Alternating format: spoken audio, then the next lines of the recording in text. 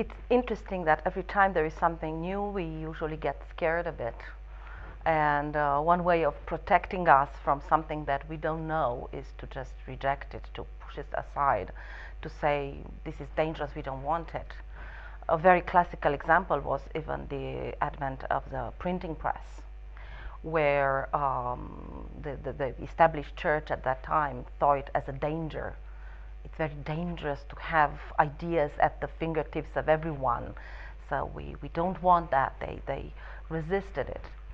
I think it's not the right approach, because even if this could be an approach, it's not foolproof. You cannot push it forever. So I don't think that technology in itself is a danger. Technology is a tool. It's something that is in human power, and I don't think we access any technology without God allowing us to. So probably within limits we can say that technology is neutral.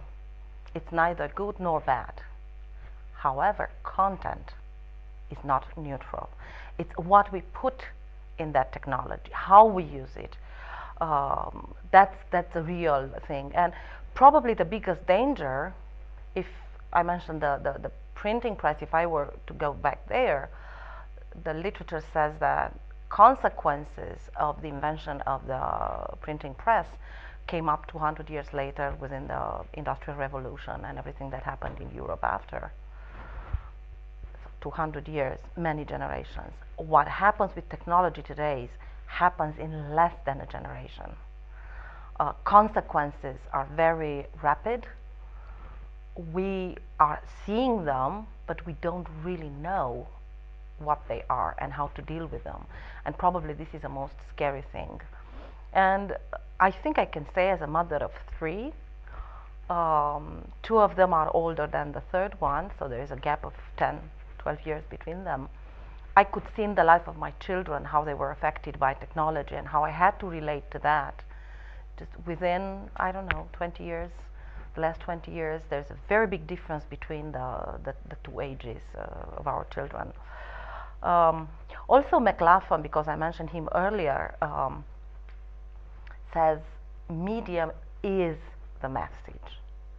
So the type of media we're using, it's actually sending a message. It's talking about something.